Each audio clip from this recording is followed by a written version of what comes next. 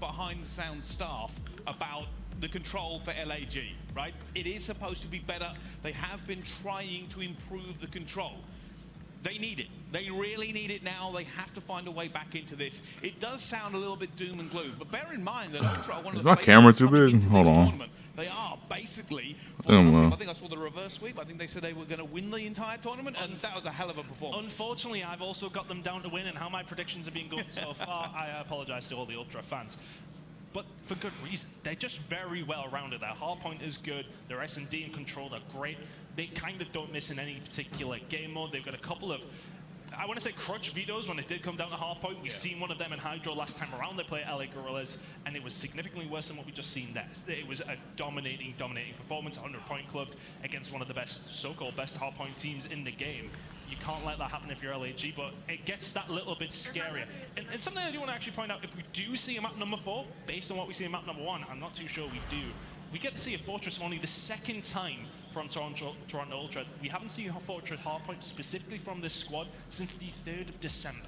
So that is a way back, and I'm curious how I got 3 Ultra. Hydro, last time we've seen them play it, of course, online against LA Gorillas. We hadn't seen Hydro from this squad again for over a month and a half.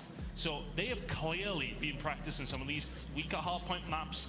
They are well-rounded in every single mode. They're rounding out their hardpoint just a little bit better at the moment as well. Yeah, and also to kind of add on to that point as well, one of the reasons we may not see maps from teams sometimes is just due to the veto process. They may not have had the opportunity to play it, it may have been banned away from them. It doesn't mean that they are bad, that they haven't played it a lot. They may actually be very good. It just means that it's usually taken away from them.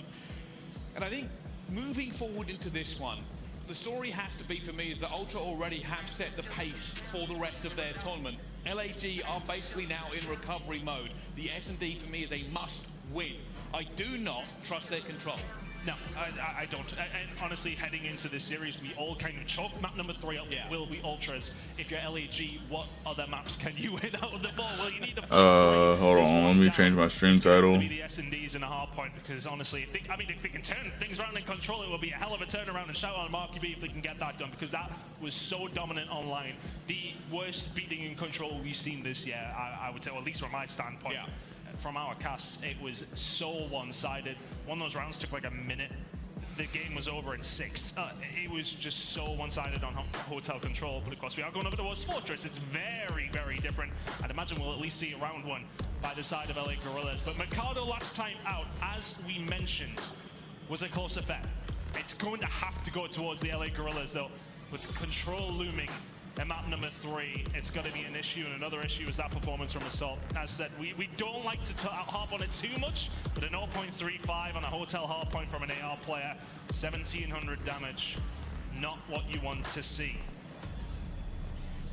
No, but again, a map does not a series make, all right? A map does not a series make. There are still the opportunities in abundance to come back in. There is still always the glimmer of hope for LAG. There is always a chance, especially at these events. Think about what we've already seen. We've already seen Minnesota upset the Major 1 champions. We've seen Boston Breach and Atlanta FaZe go all the way to a map 5. Magic happens on LAN, and it happens all the time. Yeah, hell of a magic trick. Taking away that control. Yeah, I think, you know, for a player like Assault, he has that experience, though. He has a bad game number 1. I'm sure he's able to head in game number 2. I mean, this is an MVP level world champion.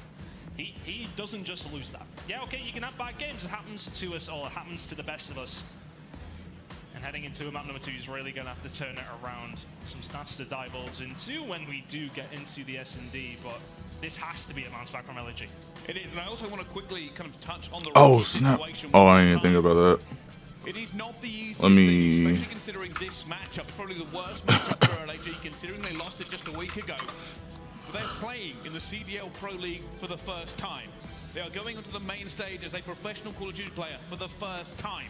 They are not robots, they are humans. That is pressure.